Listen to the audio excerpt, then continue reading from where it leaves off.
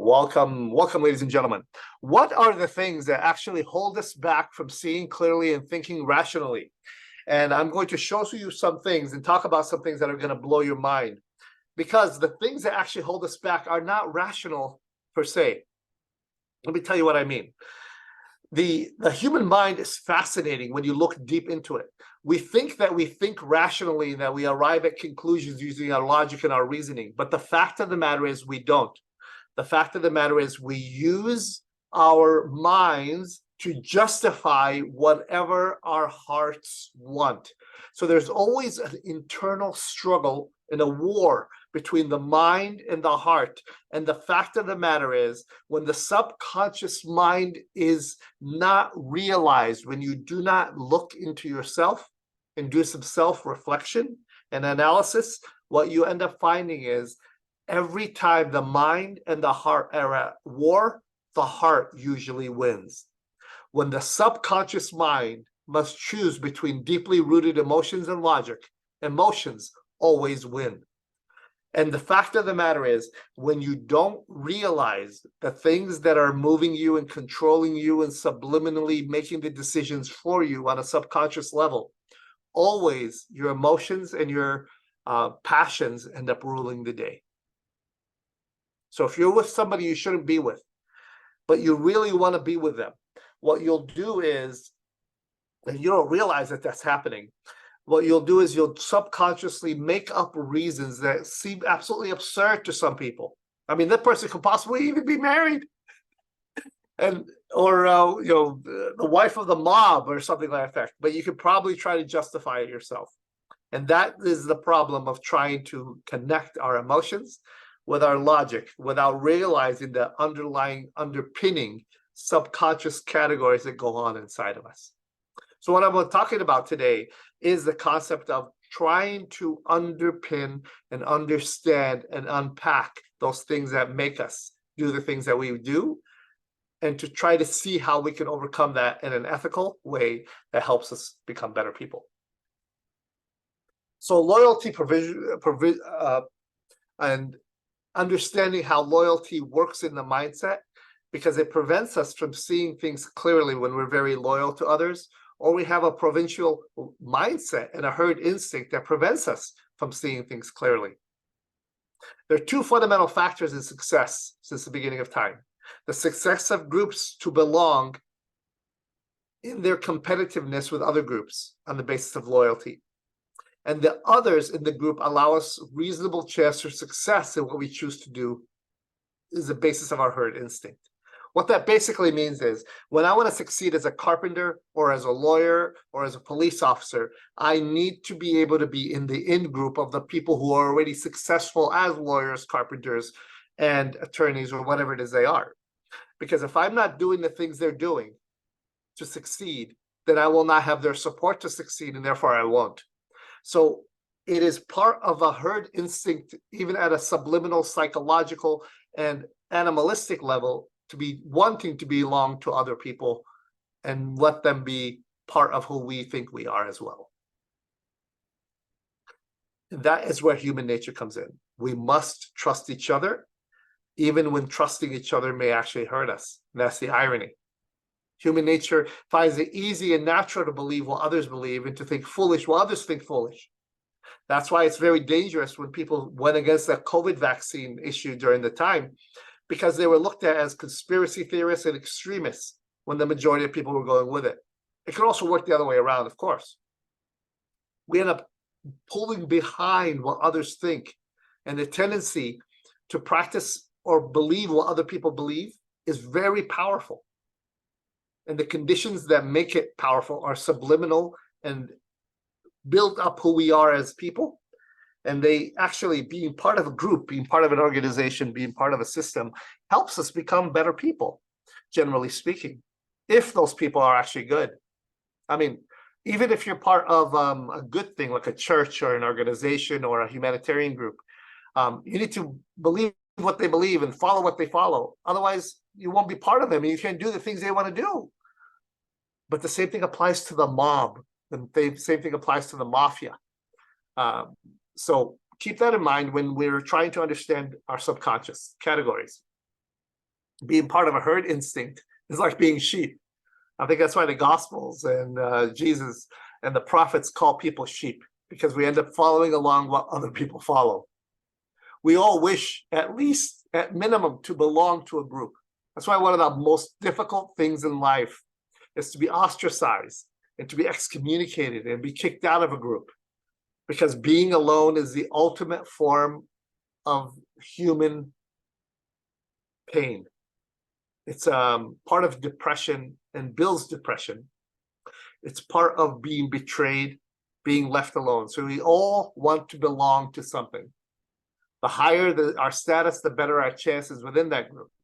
The better chance we'll be able to connect with other women as men, to have a better chance for having a family and having respect for other men around us. The same thing with women. Hardly any of the large society in today's world is completely cohesive. There's a lot of differences within societies, within subgroups. And being part of that group helps us understand who we are as people and helps us understand how to connect with others. There are different stereotypes that pull us apart, of course, and prejudices. And those things that make us separate from others hurt us, actually, in the long run, because they make us feel different. And when we feel different, we don't want to belong to another group that's not part of our group. I hope that makes sense.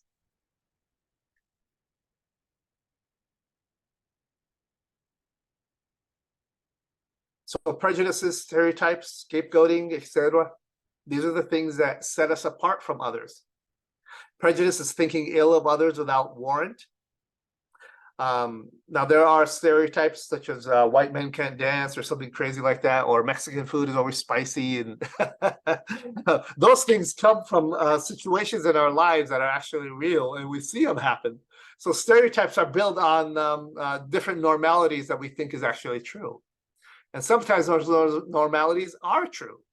Like when I'm driving down the street and the car pulls up next to me and there's a loud pumping music, loud rap music.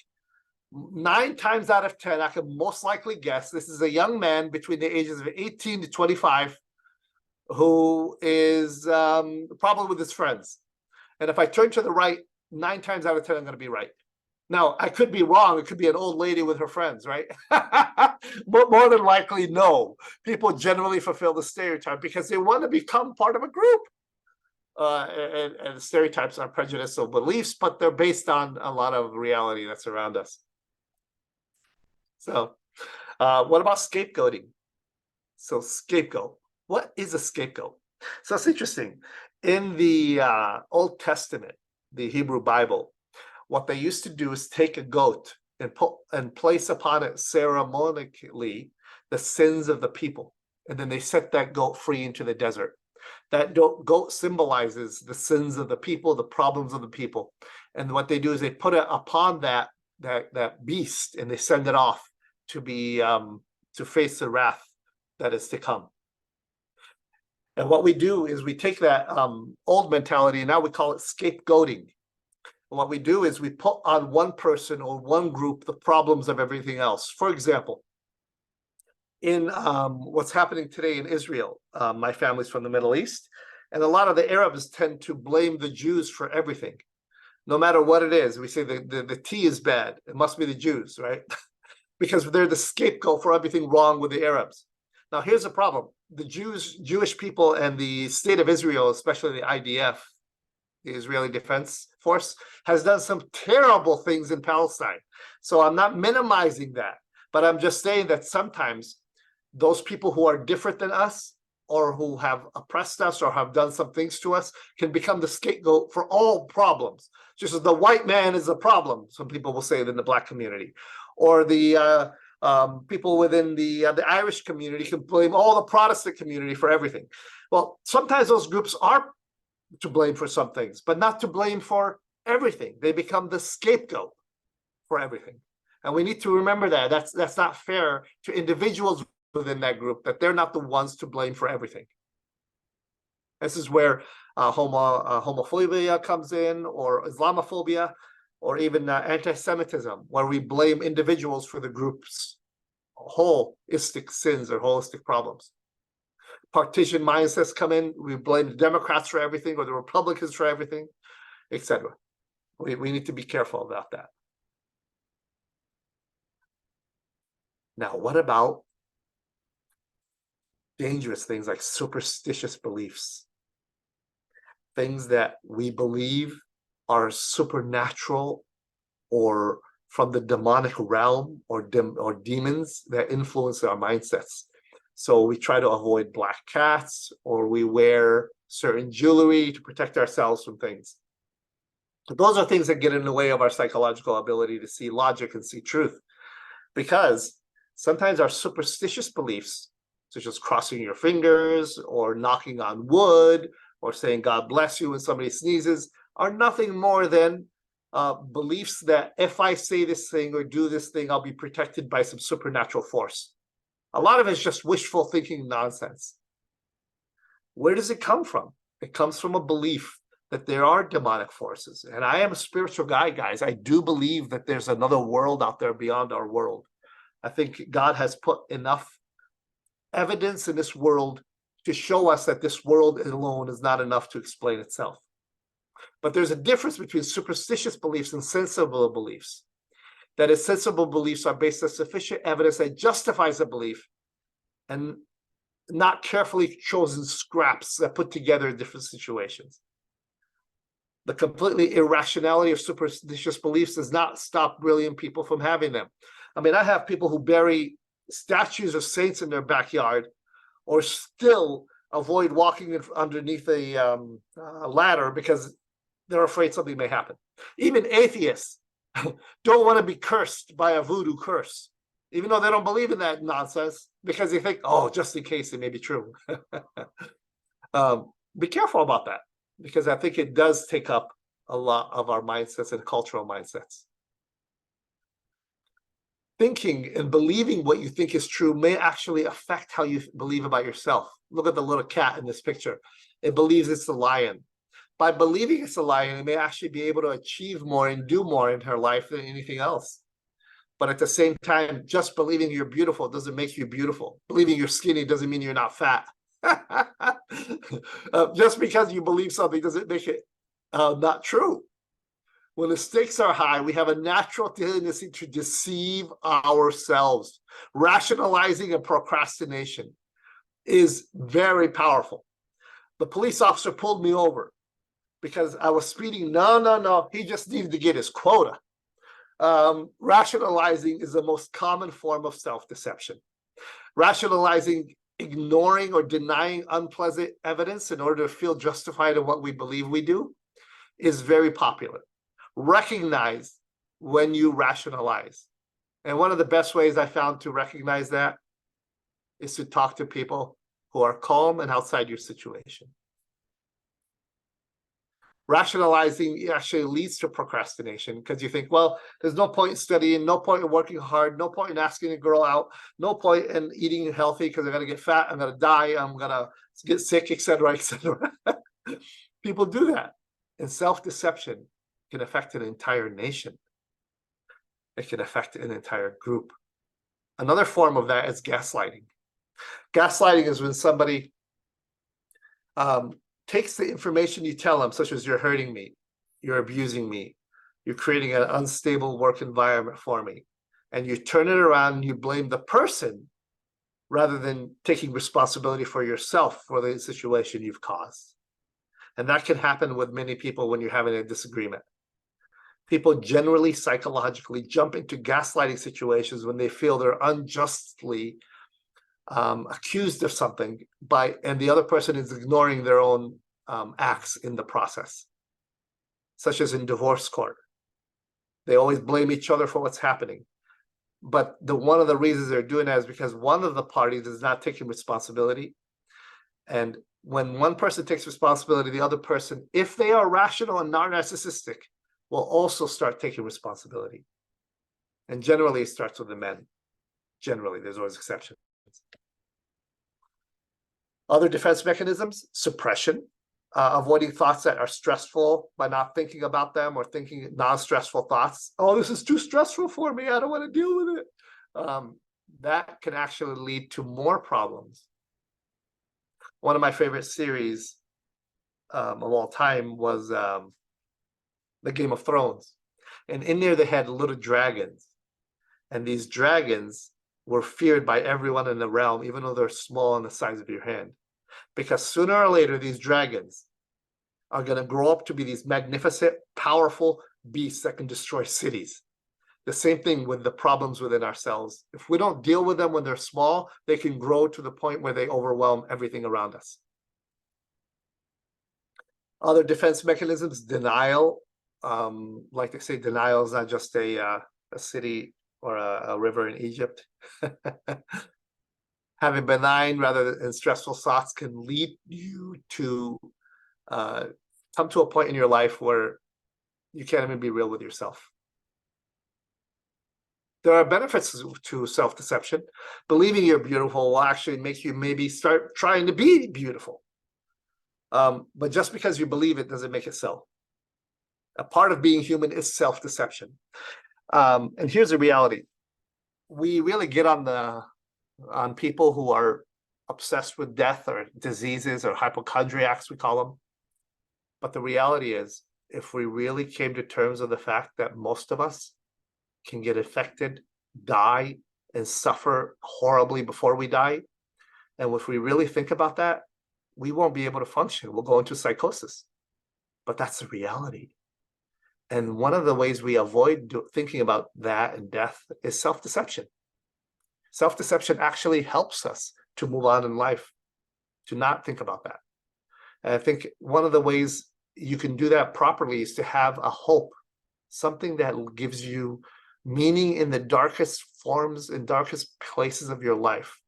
And when you have that meaning, you can still face the worst of human experiences and become better through it.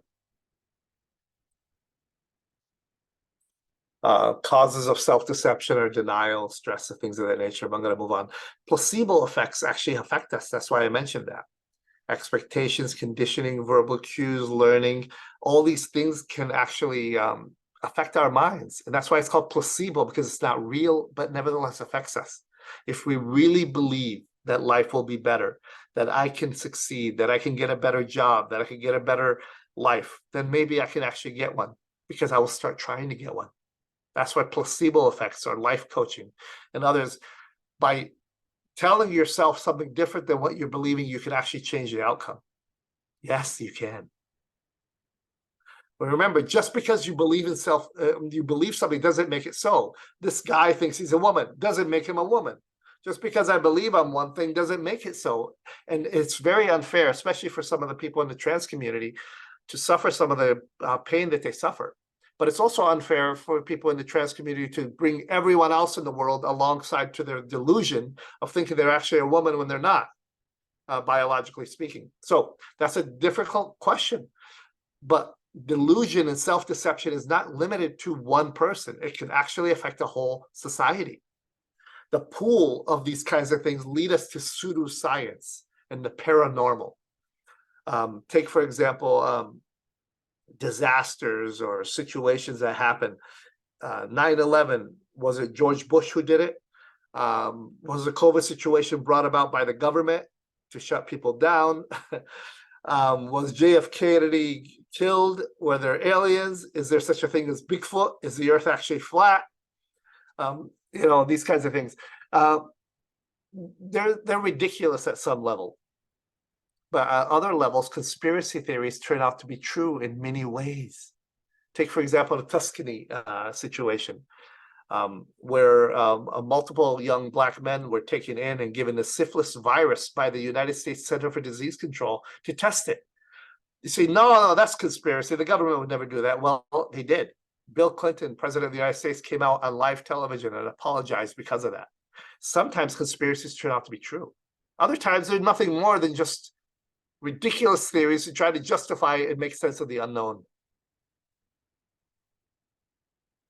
Pseudoscience pulls us to it because we don't want to believe that the world around us is all telling us the truth. But it's actually true. The world around us is not always telling us the truth. So that's why pseudoscience actually grows and becomes very powerful in understanding that, like ESP, unseen forces in the world, mass formation psychosis, which is a term coined by Robert Malone when he was interviewed by one of the most popular podcasts in the world, Joe Rogan, where he said the vast majority of people just jump on the bandwagon and got COVID vaccinated, even if they didn't need it, even if they were healthy, even if they were sick, and even if they could get sick from COVID and die from the COVID vaccine, many of them still got it. So he called it mass formation psychosis, and COVID is a good example of that, where many people just jumped on the bandwagon without actually evaluating the evidence for it. Although, there is strong evidence that COVID and the situation with Corona did kill so many lives. So we can't minimize the science behind that. But we also can't minimize how people still jumped on the bandwagon without actually thinking for themselves about it. I mean, I still see people sitting in their cars with their mask on by themselves. It gets ridiculous after a while. Mass psychogenic illness, or pop cultural terms, mass hysteria, mass delusions. People can actually believe nonsense at mass levels, guys, not just individually. They like religions. There's a lot of false religions out there and cults where people end up killing their own children and drinking the Kool-Aid, as happened in Jonestown, South Africa, where hundreds of people died because of the deception of a group. And the biggest deceptions out there are sadly religions. Keep in mind, I am spiritual, and I do believe without religion and spirituality, life cannot ultimately have meaning and significance. But because it's so powerful, people can jump on the bandwagon and misuse religion in powerful ways. I recommend a great book by Michael Shermer, author and of the book, and he's also the founding editor for Skeptic Magazine, Giving the Devil His Due, and a bunch of other good books on this topic. All right, there's a lot more to say. Let me pause for a moment and ask if you have any questions before I go ahead and conclude in a moment.